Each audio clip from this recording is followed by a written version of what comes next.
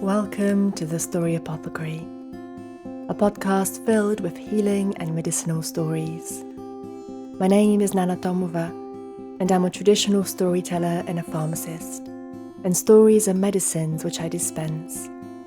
In this podcast, you'll find my prescriptions of stories for the body, mind, heart, soul, and for the earth. So I invite you to join me as we enter the healing world of stories together.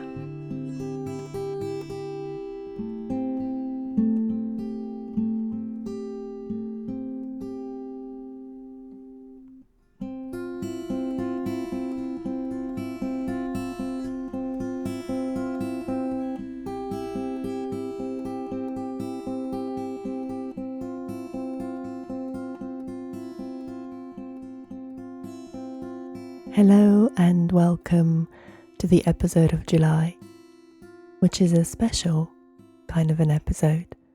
I have a guest, so I hope you enjoy the story and the discussion that will ensue afterwards.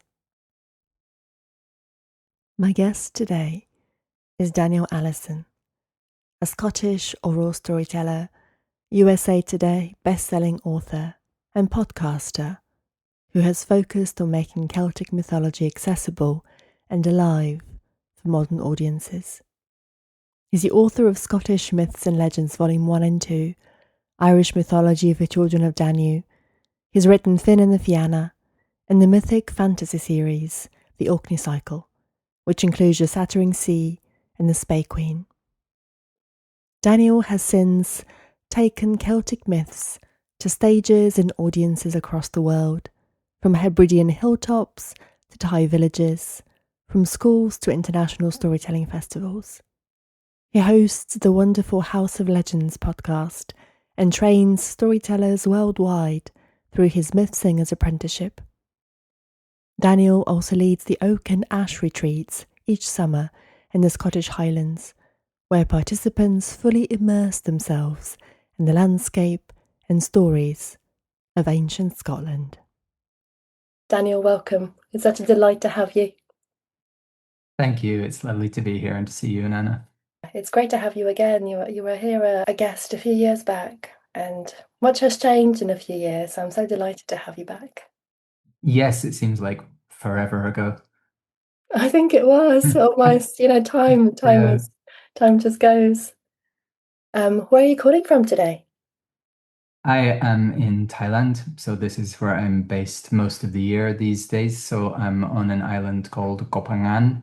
Many people know it from the book and film The Beach, or more recently the TV series The White Lotus. It was briefly featured on that. So it's a really, really beautiful little island, which there's legends that before it was inhabited, monks would come here and they saw it as a very spiritual place. They would come here to meditate and do ceremonies. Some people like to say that it sits upon this huge vein of quartz crystal. I'm not sure if that's true or not. I haven't been able to find out, but it's the kind of thing that gets said about it to give you a picture of what it's like. So it's full of life and people from all over the world, as well as a very big Thai community. But also about three-quarters of it is just jungle and mountains and deserted beaches. Wow, sounds utterly stunning and very, very beautiful. Yeah, it's a really wonderful place to be. It's very different from Scotland, but the two kinds of places I like, I think, are liminal islands at the edge of the world, and hot ones and cold ones. This is the hot one.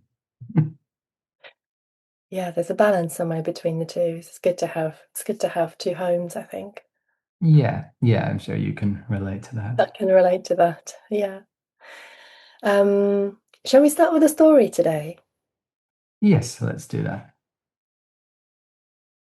What story have you got for us? So I am going to tell you a Scottish traveler tale. This is one I can't remember who I first heard it from, because it's one of those ones that gets told quite a lot in Scotland. I've been hearing it for years and years, so it's just kind of part of the landscape for me, but a really beautiful story which fits the time of year that we're recording at, and which is animistic and pagan in a very soft and gentle way. So I like it very much. So this is the story of Auld Cruivie.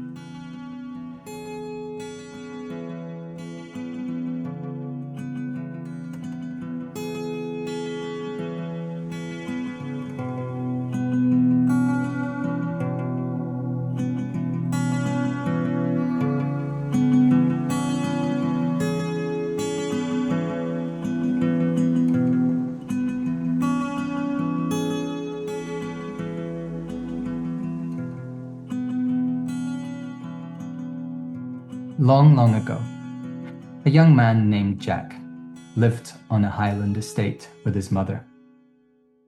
The estate was owned by a rich laird, and Jack's mother worked for the laird, knitting things for him and looking after things around the castle. And Jack, he worked by minding the laird's sheep.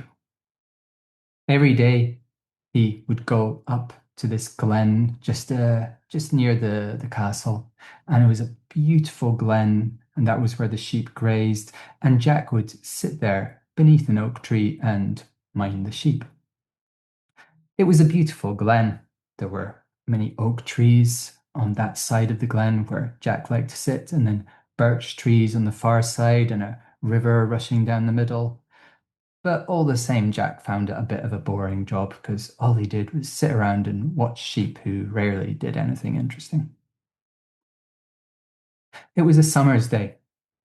Jack was sitting there beneath his favourite tree, which was this huge, grand old oak called Auld Cruivie. Cruivie being coming from a Gaelic word for tree. And he was sitting there, and it was an ordinary kind of day. Kind of warm, kind of muggy, which counts as a brilliant summer's day in the Highlands. Cloudy, but it wasn't raining. And the sheep were wandering back and forth and bleating. And then Jack saw a figure walking up the glen towards him. It was Kate. Kate worked in the laird's kitchen. And seeing her coming towards him, well, that was exciting because Jack had been in love with Kate for as long as he could remember. But it made him a little nervous too. Kate came along and she said, "Good morning, Jack." And he said, "Oh, good morning, Kate. How are you?" "Minding sheep. Bored of minding sheep." "Can't be bored today, Jack. Today is Midsummer." "So what? Midsummer's just another day of the sheep, so it's another day to me." "Don't you know, Jack? Don't you know? They say that on Midsummer's night, tonight, the trees in this glen, they come alive. They dance, Jack." "Come on, a load of nonsense." "You'll see." And she gave him a handful of biscuits that she'd baked that morning and a smile that made him feel a bit odd. And then she went away. Well, the day passed. The river rushed by, the clouds slowly moved by overhead, and then another figure came along, and it was Jack's mum. "Good morning, Jack. I've brought you your piece." She gave him a sandwich. He said, "Oh, thanks, Mum. Kate was here earlier, Mum.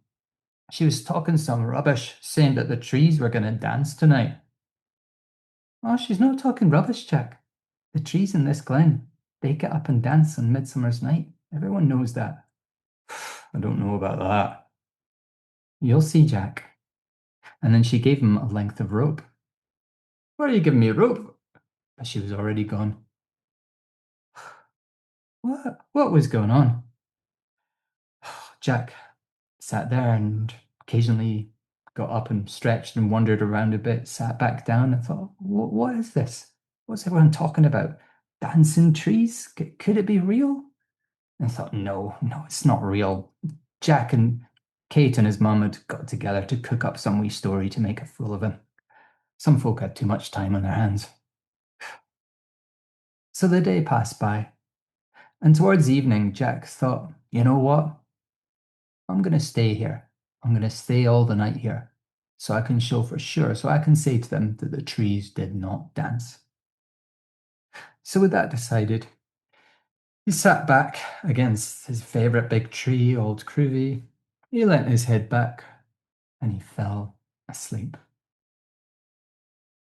And many hours later, he woke up as he felt Auld Cruivie shifting and stirring behind him. Jack looked up. It was dark, and he looked up and he could see Auld Cruivie's branches moving, and he could feel Auld Cruivie moving behind him, and he got to his feet, and then he dove out the way as Auld Cruivie moved. Jack watched in amazement and horror as Auld Cruivie shook from side to side, moving like someone trying to get off a tight pair of boots. And then, one by one, Auld Cruivie pulled his roots from the ground, dug them out of their holes, and began to move down the hillside. Jack could have sworn that Auld Cruivie, though he had no eyes, that Auld Cruivie somehow looked at Jack as he was walking past on his way down to the river. And looking around, sure enough, Jack could see that all the old oaks on that side of the glen, they were getting up. They were resting their roots free, and then they were walking down to the river. And the trees, they were massive, but they moved smoothly, gracefully, like cats. So Jack went down and followed and watched as they got down to the riverbank, and then all of the trees waded out into the river. And then they seemed to look up expectantly towards the far bank where the birch trees, they were getting up and moving too. The birch trees, slender and elegant, down they came into the water towards the oaks. The oaks held out their branches towards them, and then oak and birch, and sometimes birch and oak came together, reaching out their branches and then wrapping their branches around one another. And then, as Jack stared in amazement, the trees began to dance. Some of them clung together like long-parted lovers.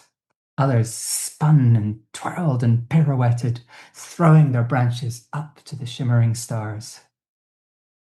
Jack watched all through the night in wonder. Couldn't believe it, the trees were really dancing. He felt as if he was dreaming, but he also somehow felt as if he was awake for the very first time.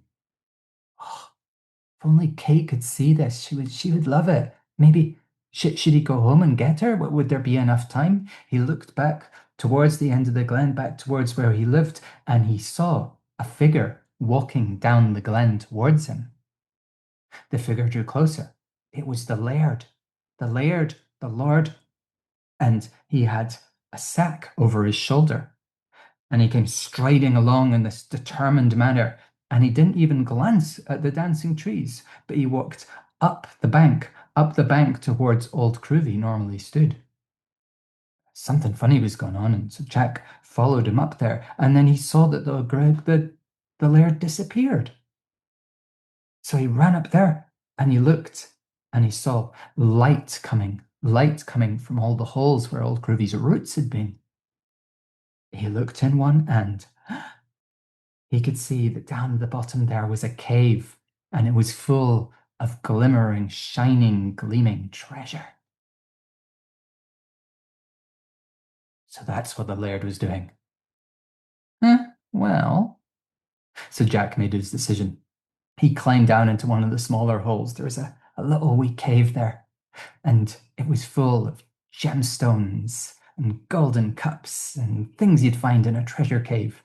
And so he began stuffing his pockets full of treasure, full of gold, full of jewels, and he was just filling his last pocket that he could find and thinking, oh, right, well, I can only carry as much as I can carry, unless I had a sack. Jack, come on. It was Kate. He ran back to the entrance to the little cave, and there was Kate, and Kate said, Jack, the trees are coming back. Hurry. So she reached down a hand and he took her hand and she helped him up out of there and looked down the bank and could see that the dance was over. It was getting towards morning and the oaks were making their way back up the hillside. And then Jack said, the laird, he's down one of the holes. So they went from hole to hole and they looked down, and in the deepest, biggest hole, they could see the laird down there. And he had 3 sacks full of treasure and he was stuffing a fourth one. You need to get out of there, sir. You need to get out of there. The trees are coming back. No, no, I need more. I'm not done yet. Come on, come on, come on. But he wasn't coming. He was still fully intent on gathering that treasure. And then Kate went, Jack! And she grabbed him and threw him aside as Auld Cruivie arrived. And one by one snaked his roots back into their holes, one by one, until as the last root went in, they heard a ah!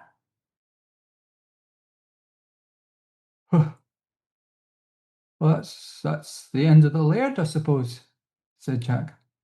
Yeah, I never liked him much, but that's a bad way to go. So, having said that, Jack realized he observed that he was lying amid soft grass beneath the stars with Kate, the young woman who he loved, in his arms. His pockets were full of gemstones, and Kate didn't seem to be in any hurry to move. She caught his eye. She smiled, and she said, "Do you still say there's no magic in the air, Jack?" Jack and Kate spent the rest of the night there, beneath the branches of Auld Cruivie, as Auld Cruivie gently swayed, remembering the feeling of a birch in his branches. With the treasure that Jack had in his pockets, he was able to buy the castle.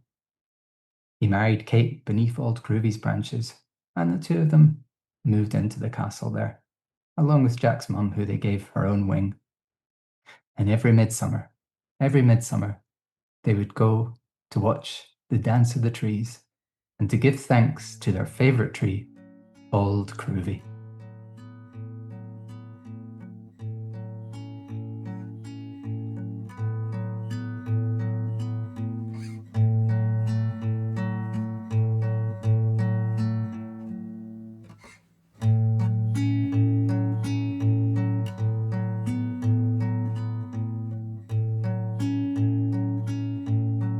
Thank you. What a delightful story. That was so beautiful. Oh, it's so lovely, isn't it? What a pleasure it was to tell it. Yeah. I've heard it once before, under the canopy of trees, actually, in the forest. Uh, Okay. yeah. Um, but it was a few years ago, so it's so lovely to hear you tell it in such a beautiful way. And I was right there under Auld Cruivie, watching the trees dance. Oh, good. Thank you. What made you pick that story in particular? It's close to Midsummer Yeah. here. And I wanted a story that uh, felt right for the right time of year. And I suppose I suppose it came to me, and a part of the appeal is as mentioned earlier, that it's an animistic story, but really gently so. It's I really like with some of these folk tales how they impart an animistic view of the world, a view that everything is alive and has its own spirit. But they often do it in a kind of under the hood, gentle, subtle way. So I think that that's something I like about it, and that beauty of it, and gentle humor as well. Mm, hmm. It's something so beautiful about hearing nature being alive and honoured in stories. Mm. And also the trees being named and respected. I really love that. Yeah, yeah, far too often, and I'm guilty of this. A tree in a story is just a tree. Right.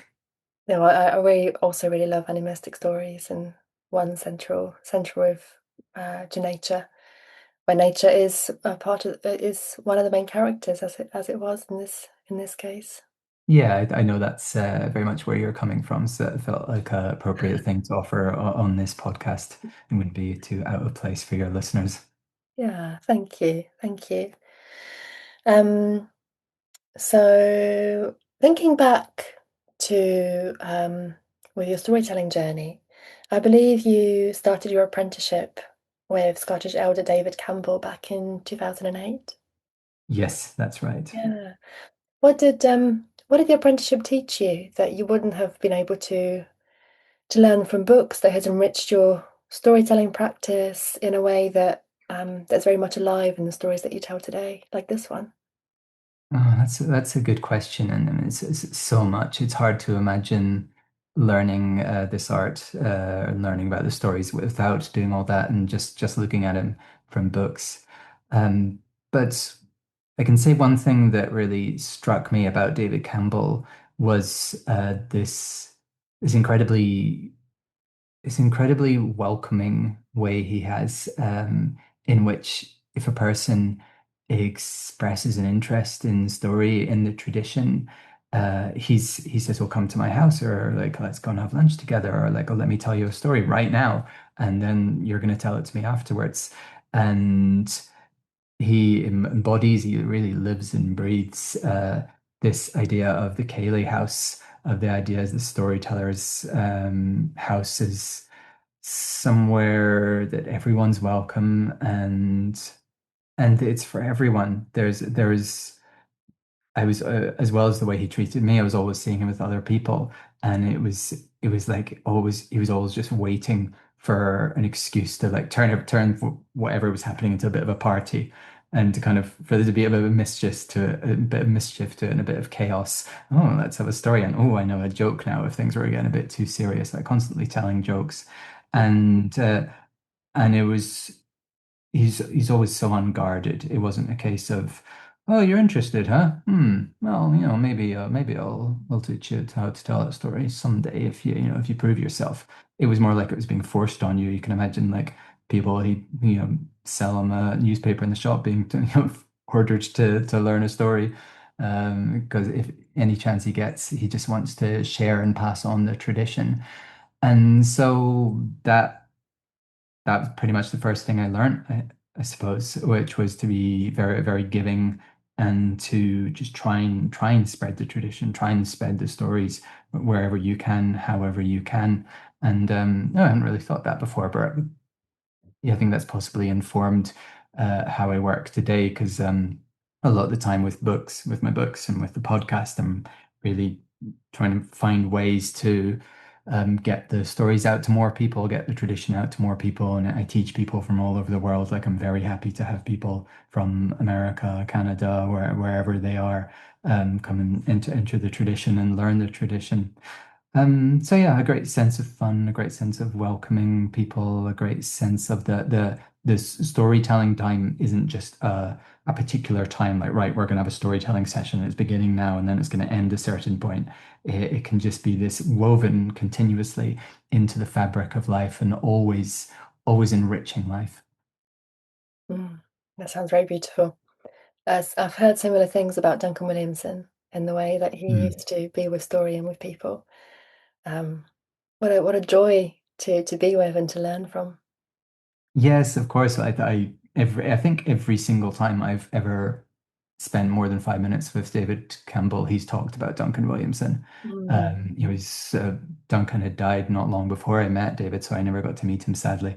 But he was David's teacher and completely changed his life. David was a radio host amongst other things when he met Duncan and Jack taught him and became a storyteller. So everything that he learned in his way of doing things came directly from Duncan, who I imagine listeners to your show will know was a storyteller from the Scottish traveling people, someone who was born in a tent and grew up living kind of on the road, the traditional traveler lifestyle. So, it's an amazing thing to reflect that this person I initially learned from someone like that. So that tradition, that life is very close. yeah, beautiful. Thank you. And I'm interested between the for you between the boundary of telling stories and writing stories? Because I think you divide your time maybe equally, I'm not quite sure, between being an oral storyteller and a writer. And you've got many books. I've listed just some of them in the introduction. You've read many books, a plethora of them, and your writing is loved across the globe. What's gained and what's lost when a story goes from being told orally to living on the page? Hmm, good question. And thank you for what you said there, by the way, lovely words. When I teach storytelling, teaching storytelling is a huge part of my life. I've several groups within my year course, which I run every year, and it's quite intensive. And a huge part of what I'm really trying to uh, drill into my students there is respecting the spontaneous aspect of oral storytelling and striving for it, not avoiding it. Most people, when they're learning, have a tendency to avoid the spontaneous parts and have a tendency to avoid improvising. They want to over prepare, or they want to have everything, down to a T. And I really, really get that. And when I'm feeling less confident, that's what I'll do too. But it's, I think it's something you really need to experience to understand is the sheer magic of a live storytelling when the teller does not have everything prepared and they know bits. They have stepping stones across the river, but they just open their mouth and see what happens, and they respond to their audience. They respond to how they're feeling in the moment, and it's like this three-part dance between the teller, the story, and the audience, and then kind of perhaps silent fourth being the place, the moment. And you're all the time responding to all of these. You're responding to what the story is telling you, what it's teaching you, what your own feelings are in that moment. Because if you're really alive and aware, you'll see things, you'll understand things, you'll intuit things that had never come to you before and never would if you didn't do that and tell it live. And at the same time, you got to be reading your audience. You're always reacting to them in a very direct way, like, asking them questions and involving them, or just more subtly, like feeling them and feeling the tapping into the dreaming that's going on in the room and the collective dreaming, which you're all doing, which is its own entity. So that's an incredible thing. It's an incredibly alive thing to do for a storyteller, as you know. Like I was having a hard few weeks, and so a few weeks ago I had a big, big story I was going to be telling, and I decided I need to do it with no preparation at all. It was going to be like a 2 hour telling, and I was just going to go in with absolutely nothing, having not looked at it for a really long time, because I just needed that experience of completely letting go and sort of being sort of a vessel for this other thing. Um, so all of that is lost when you write something down. All of that, that can't happen. Uh, but what you gain is, of course, the fact that people can actually experience it in the first place. All the, vast majority of the people in the world who are not in the room at that particular time when you told the story. And then, of course, you can polish it and you can shape it. You can, go through that slow process. And there are things that come for me, definitely, there are things that only come to me when I'm writing. I'm used to thinking on the page as I'm a writer. I spend hours every day doing it. So that's a zone where a lot of things happen. And I do really love that too. I really love that. And I really love looking back over a page after many, many, many times over, after second, third, fourth, fifth draft, where there's not a word that I would change. And I love the rhythm and I love the word choice, and it feels like it's just right. And I think it's not the stories one to be told orally or one to be written down, either or, but there is a certain form that when you're writing a story, whether it's a oral story that you're writing down or it's a piece of fiction, there's a form that feels like not that it's something you've made up or created, but it feels like that's almost like if you're a sculptor and that's the form that was waiting inside the stone, waiting to be revealed, and it could only be that. I sometimes describe it as being a bit like you're in a dark cave and completely pitch black, and there's a dragon right next to you, and you can't see it. You can't. There's no sense input telling you there, but it's huge a presence, huge awareness, as if that was the case. So you know and you can feel the story. It has this form, and when you get it right, when you're on the right track, and your story is just speaking to you, and you're just kind of taking notes, and it feels like, yes, I've brought this thing that wanted to be, I've brought it into a form, and now it's there, and you don't have to tell it again and again and again. It's just there, and you can send it out into in the world in that shape. So I like that. Thank you. And I love that description of a dragon sitting next to you, or a, the sculpture being revealed. That's a really beautiful way of thinking about a story landing on the page. And I remember reading in David Abrams' book, Spell of the Sensuous, about how he describes the difference between writing and telling stories. There's something to be gained in all the practices in a similar way that you describe. They're very different, and yet they're still there's so much richness in all of them. Yes. Yes. Yeah. I think it's a mistake if we get caught into thinking either or one's Yeah. better. Everything has its own unique magic. And well, I'd be interested to hear your perspective because, of course, you've gone from being an oral storyteller for a very long time to writing what I believe was with your first book The first book. recently. Yeah. Yeah. I think it's still a transition that I'm getting used to.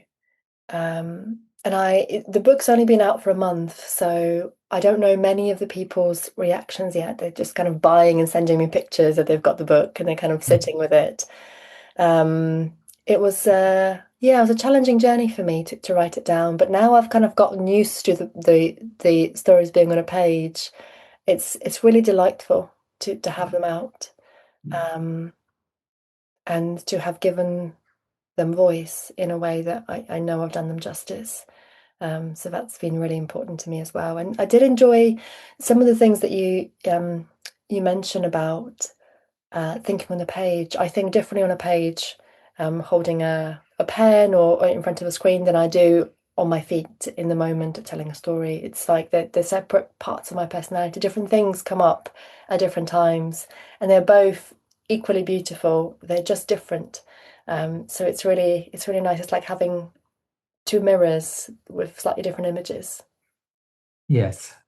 Yes, yeah, and of course, oral stories by their very nature uh, have been repeated by a thousand different voices and are used to living in a thousand different shapes. So why not one more? Right, yeah. A slightly more permanent one, but still, Like, yeah, but still, why not one more? Yeah, absolutely. yes. Um, is there one or two books that you particularly want to tell our listeners about a little bit more about?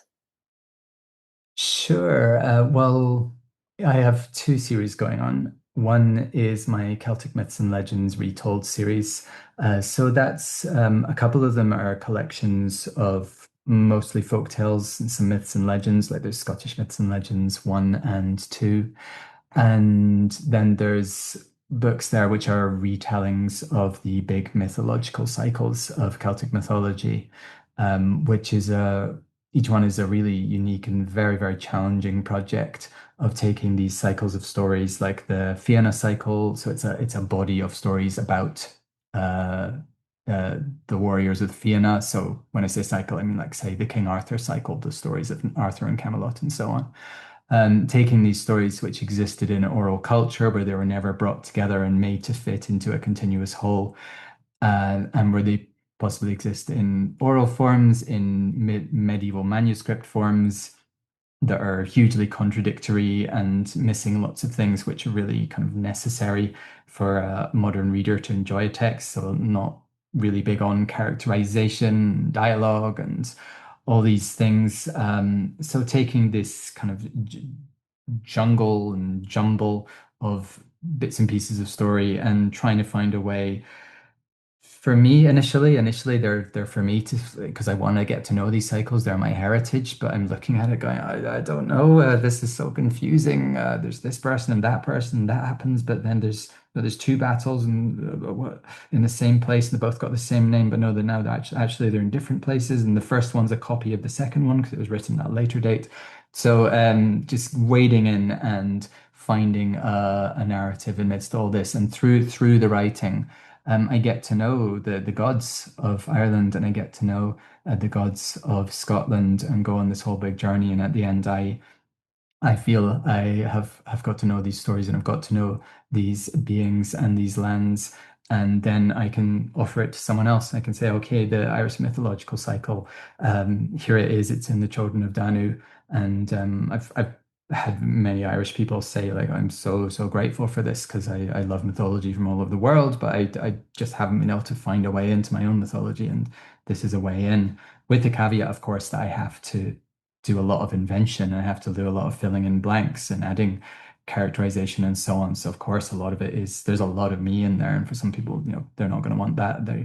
You can't say it's all 100% tradition, but for me, it's vastly rewarding. The other series I have is the Orkney cycle.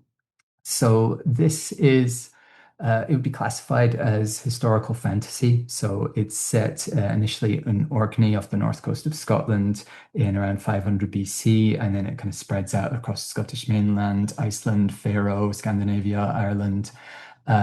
So it's within the language, the context of epic fantasy. But for me, it's essentially an act of devotion and exploration to these lands and to the traditions and to what's lost. Because in Scotland, especially, we have lost so much of our traditions. We do not know what our gods, who are most of our gods were. We do not know the ceremonies. We do not know the sacred places. Things have been cut down, they've been built upon, they've been destroyed, they've been forgotten. And that is, unbelievably, unspeakably tragic. And so we do have these fragments, though. We have the story of Asipattle, we have the stories of the Fianna, we know a little bit of the kayak. And so what I'm trying to do is take these little fragments and write a historical story, but say the gods were real, and as it would be in the Iliad or the Aeneid or the Irish epics. It's a real world, a real historical period, but with the gods and the magical creatures are real. The Selkies are real. The Kelpies are real. They have their own tribes and social systems and histories and mythologies. So a nice, big, fun, exciting story with lots of battles and action and adventures and magic and shape-shifting and sorcery, about all of these beings, again, taking what's there and also doing an awful lot of filling in the blanks.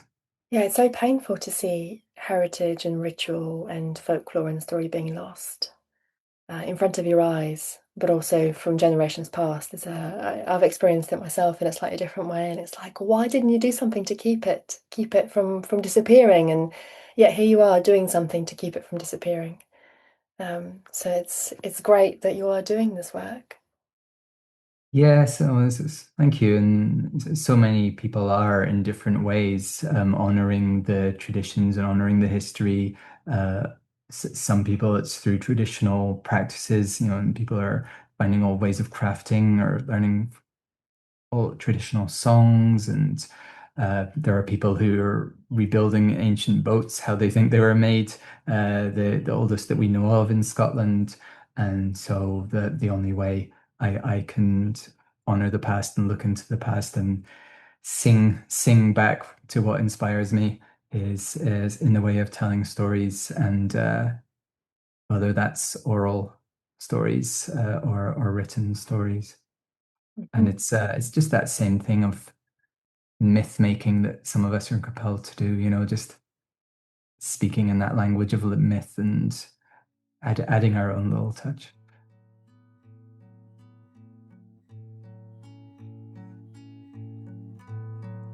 You're listening to the Story Apothecary, and I'm joined by Daniel Allison, storyteller and best-selling author, as we discuss all manner of things: story, tradition, and inspiration.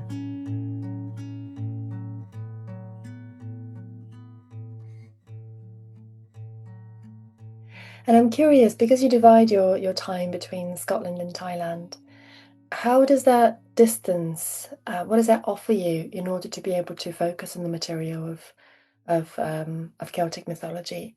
What does the distance provide for you, both creatively but also honoring the material? Hmm.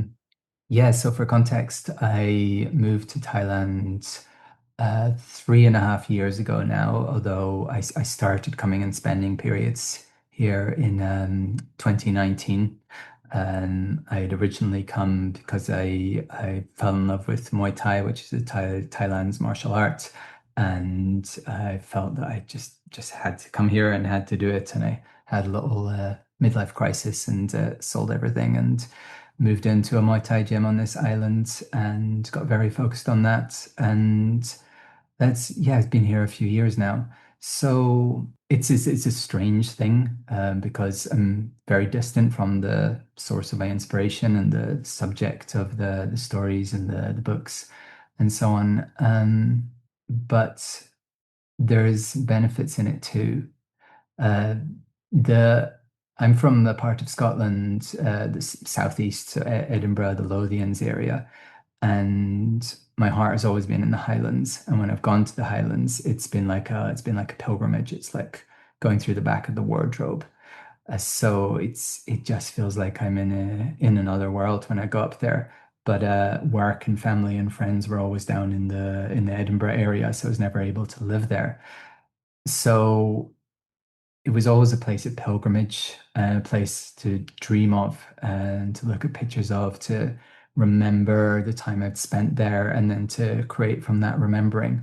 So I'm still doing that while in another place. There's still that distance, but there's a lot more distance. The benefit of that is I need this edge, this adventurous edge of being in a culture that's really other and being in a place that makes me feel that I'm not at home and there's so much I don't know and so much to learn.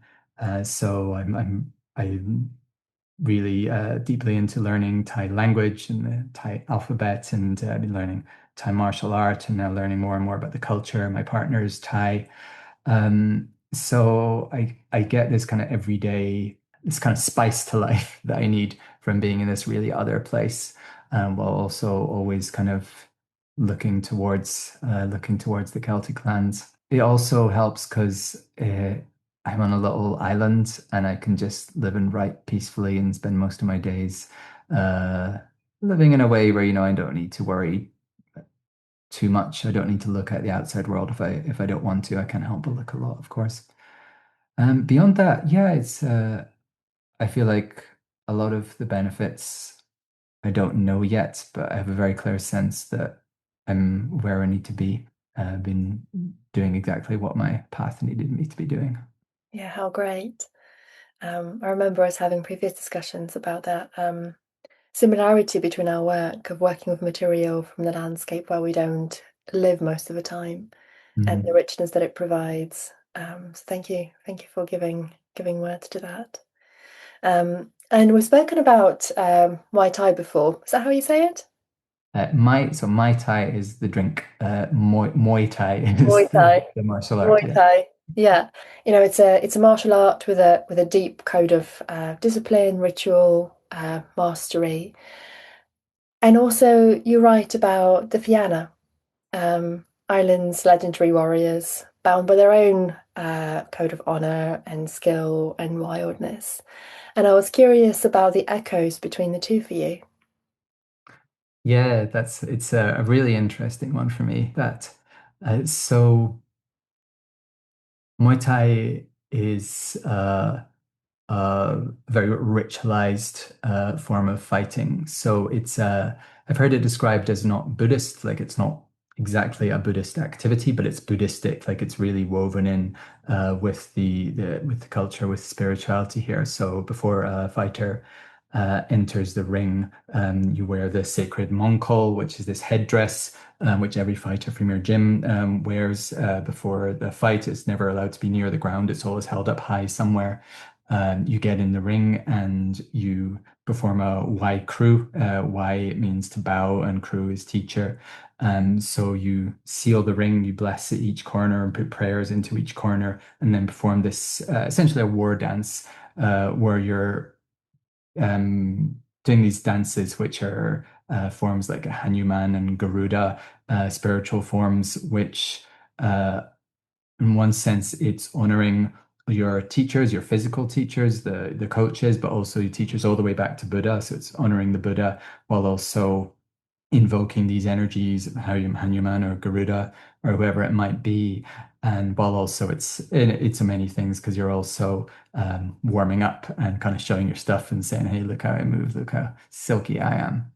And and then you're fighting, but then the fighting it's the most um, well, it's generally called the world's most brutal martial art. There is one from Burma, which is slightly worse, but it's a very no holds barred, very very raw, incredibly skilled and demanding, and takes years to learn. But it's very very tough, and there's something really beautiful and fascinating for me in this incredible grace and beauty and spirituality around it, and the real rawness of it, which you just can't even understand until you're actually in the ring and doing it yourself. So I was learning this while I was writing my book Fianna and Fianna, which is about the Irish warrior band that you mentioned there, led by Fionn McCool. And so I was living when I first got here at a Muay Thai camp in a little bungalow, and I got to work for the gym, like doing their social media posts in exchange for free training and a place to live and food. So I was surrounded by this brotherhood of based around fighting and going to war because it's the trainers, the people who are teaching there, typically they move into gyms when they're maybe 6, 7, 8 years old. Families, farmers with 12 kids and can't feed them all. So some of them go and live at a gym and they're raised in the gym and they start fighting often from 7, 8 years old. So by the time they're retiring and they're teaching in their mid 20s, they've been in the ring 300, 400 times. And so they've lived this kind of this warrior martial lifestyle, and you're around them. And a lot of it is just that kind of that satsang effect of just being around teachers and picking up from them, learning their ways. And the other part is in Muay Thai, it's not like a sport where you might do a match occasionally, or it's not a sport as in it's not a match or a game with lots and lots of rules or distanced from the kind of rawness of contest. It's a fight, and they encourage you to fight, and lots of people do. And very often it's you're going to the local stadium and your friend is getting in the ring or you are getting in the ring. I've been there a few times. So, so every day with these other wannabe warriors, training, sweating, fighting, bleeding, going into the most physically mentally demanding environment, one of the most you possibly can, being in the ring, and then going through that together, incredibly bonding thing. You form friendships, deep friendships, very very fast. So that culture was really informing Fionn and the Fianna. I was writing it, so much of it was about depth of brotherhood, depths of kinship, and this is maybe not so much present in the Muay Thai culture, but a huge part of that book of about the Fianna that was seeing in those stories, which I really loved, was it was presenting a balanced masculinity. The Fianna were warrior poets, so it said that one of my favorite lines about them is, in order to join the Fianna, you had to be able to recite poetry while dancing on the tips of spears. You had to be able to run through the forest and not bend a single blade of grass or disturb a single leaf. So there's this elegance, there's this femininity, there's this ability to dance as well as fight. I think the Irish saying, never give a sword to a man who can't dance, quite well known saying. I think that probably originates in the Fianna. So this balance between the warrior and the lover, or the warrior and the dancer, I was seeing in the Fianna stories and also seeing around me, because in Thai culture, people are very soft and very gentle and very sweet. And so, these incredible terrifying, terrifying fighters and who you'd be learning from are also very, very gentle and soft and constantly singing, smiling, and very, very, very lovely, warm-hearted people. It's so lovely to hear about how you describe it, and bringing in the balanced masculine, and also the what it means to be a skillful warrior, holding both, both the softness and the skill. What an incredible thing to know and to learn. And I got goosebumps as you were talking and describing some of those things. So it's, yeah, really beautiful to hear. Um, It feels, yeah, it feels very, very relevant today because, of course, like many of us will have, sort of seen the inside the manosphere and been hearing about this thing, which I didn't honestly, I didn't really know it existed that much, like the odd word until I saw that and recently kind of was like, wow, people, men, boys actually think this way and actually subscribe to this these days. And so a lot of men questioning, what masculinity is, and we've seen a lot of examples of how not to do it. So those Fianna stories are really, really incredible for what they show us in terms of a balanced masculinity, and that kind of believe apply to anyone, whatever their gender. And there's something in that balance of the warrior and dancer that fascinates me right now. I've been learning to dance various partner dances, and in the way I've been seeing is in fighting, you're constantly moving between hardness and softness, or flexibility, inflexibility, because you need to be able to strike hard, but you need to also be constantly loose and relaxed and sinuous and flowing and aware of the other person.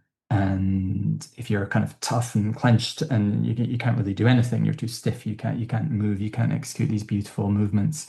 So a constant flow in state of war fighting between grace and toughness, between the warrior and the dancer. And then that's something I kind of observe in writing as well, and storytelling, because there's it's always times to drive forward, times to kind of assert, and times to soften.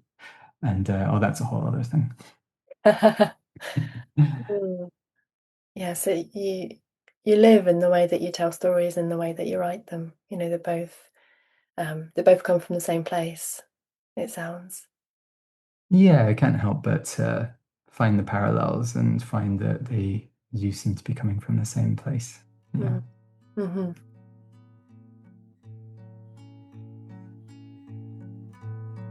You're listening to the Story Apothecary, and I'm joined by Daniel Allison, storyteller and best-selling author, as we discuss all manner of things: story, tradition, and inspiration.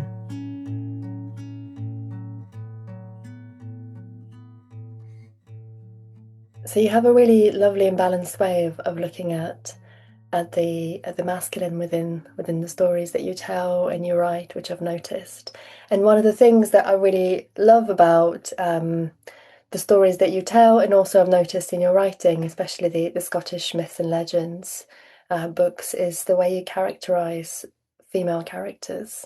Um, and Celtic myth is full of strong female figures, goddess and warrior women and prophetesses. What draws you to those figures in particular? Well, thank you for saying that. It's not actually something I hear very often, focus on the female characters and in the way I write them. Well, I on a personal level, I grew up being very, very feminine. I think I didn't really start to explore anything masculine until I was in my 30s.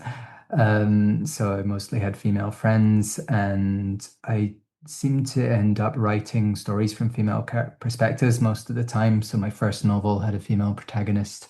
My third novel is mostly with the female of the two protagonists. So that it always came very naturally to me. There was never any kind of conscious decision. I think I felt I understood women.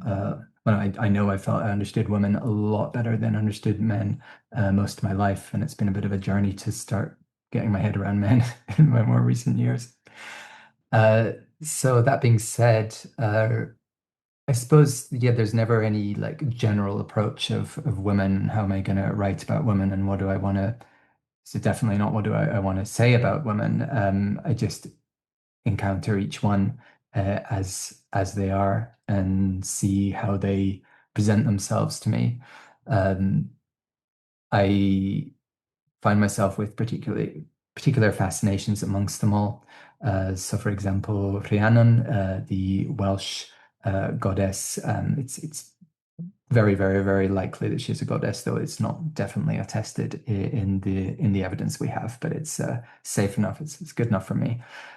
So she is very interesting to me. The Morrigan over in Ireland, the Kayak in Scotland and Ireland, the figure of Blodeuwedd, who is a figure from Welsh myth who is made as a in a kind of Frankenstein-like ceremony because there is this character Lle whose uncle is a very powerful magician, and Lle has been uh, essentially cursed by his mother to never have a wife that is of the race of women that is on the earth at this time. If that's the words, I think. So she curses him initially, saying she won't give him a name, and then she won't give him weapons, and then says she won't have a wife. So his uncle and his magician friends get together and make a woman out of flowers, and then she's immediately said, "Here you go. Your name's Blodeuwedd, and you're going to be a husband to that guy over there." So initially she's passive and accepts this, and she goes and lives with him until this huntsman goes past her door one day, and she invites him in while her husband's away, and suddenly all kinds of desires are appearing, and she's feeling all kinds of things she never felt before. And not long after that, she's planning her husband's murder. And in the medieval text of the Mabinogion that we have, um, this happens, and the husband is well almost killed, but not quite. And when she's caught up with Gwydion, the magician says, "I will punish you for what you have done. I will turn you into an owl." But I'm sure many of us would read that and be like, "Is that a punishment?" And is that the is did the story say that 500 years before it was written down, or 1,000 or 2,000 or 3,000? Is this just the form it took in the medieval era? And might he have recognized that maybe making her to be essentially to be a wife for this man wasn't entirely cool, and maybe there's some sympathy there. And throughout the telling of that story, I was just telling it on Tuesday, and I have a weekly storytelling night here on the island. Um, there is no judgment. There is only curiosity about this character and her experience. And if we assume that she, like most people, I always assume with most characters that most people are doing what they think is right, then how does that work? How did they come to think what they think, and how did they come to do what they do? And the most wonderful thing of all the things that are wonderful about stories is that they take us into another person's perspective, a person who we normally wouldn't get the perspective of, and say, "Oh, all right, yeah, well, that makes sense. And I probably would have done the same thing, or I would have probably felt the same thing." So exploring what she did, and then same with all the other characters, female or otherwise. The Morrigan was fascinating to explore in Ireland because she's seems to be I say seems to because so many things are uncertain, but she's a goddess of war who appears to be feeding off battle and kind of goading the hero Cuchulainn into battle and feeding off it all. And what is her personality like? What is it? She's also I stayed with an Irish storyteller who was really emphasizing to me like she is not just this bloodthirsty badass bitch that everyone thinks she is now. She is sacred as a mother and as a healer and a wise woman. So finding the balance in her between like why is it that she does the work of a goddess of battle while also having these many other sides, and how does she bring them all together? So there's this wonderful scene where before the great battle of Moytura, the great battle of Irish mythology, she comes meets the Dagda, who's this god who of fertility and feasting and ale, and has a very big club. And she invites him to come stand in a river with her where she is washing, and they make love within the river. And so there's this union in there of the fertility and the joyful god with the goddess of battle before they go into battle, and there's some kind of ritual there. So I explore them all as individuals, whatever gender they are. Thank you. It's really lovely to hear you talk about them. It's the characters I'm not as familiar with. Dipping my toes a bit more deeply now into Celtic mythology. I felt I needed some time to settle into the landscape before I had the right to explore them, and to begin telling them. So it's really lovely to hear your perspective as well.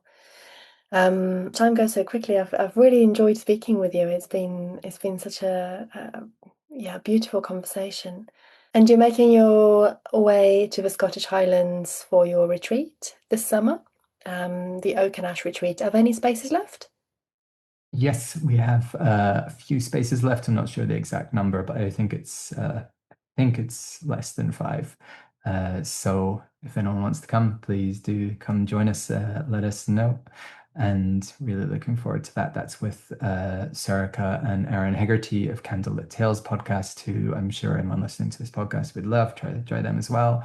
And also with Danica Boyce of Fair Folk, the amazing Fair Folk podcast, musician Sam Gillespie, my former student David Hughes will be telling some stories, and it's all within the womb, the protective shield of Loch Tay and the valley around Loch Tay and all the towering mountains around Loch Tay, like really in the heart of the Highlands. Ancient people used to live on crannogs, like houses literally on the water there. So an incredible place and waterfalls and forests where we can really, really sink ourselves into these myths as living things and treat them as living things and be amongst other people who are as weird as you are. Wonderful. That sounds brilliant. Really, really great. And where can people find out more about you, about your work, your teaching, your books, your storytelling? Yes, so I have a website, houseoflegends.me. So most things are on there. Details of my coaching and the retreat and other bits and pieces are all there. You can buy my books at the usual like online sellers if you want an ebook, or you can also order any of them from an independent bookshop. You just need to go in there and ask. And then paperbacks as well from the online vendors. And then I have a Substack, so I just release little bits and pieces there, writings about story or whatever I've been thinking about. And then I have my podcast, House of Legends. And if you're ever in Thailand, come down to Seeds of Dreams on a Tuesday and listen to a story live. Thank you. And I'll link all these in the show notes as well, so people can come and explore your work and follow you on online, or come to your courses and your teachings. It's been such a pleasure to having this conversation with you. Thank you ever so much for making the time to come and tell a story and have a discussion. Thank you, Nana. Pleasure. Thank you.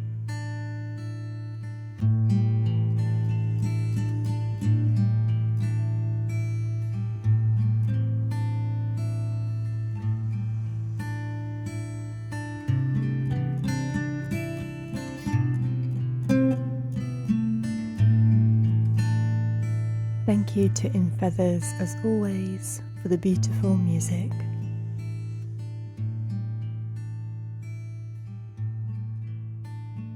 Thank you for choosing to spend a wee while listening to this tale. I hope that you carry it with you like a treasure in your pocket, and I look forward to seeing you soon next month for the beautiful few weeks. And come again, and maybe bring a friend. See you soon. Go well. Goodbye for now.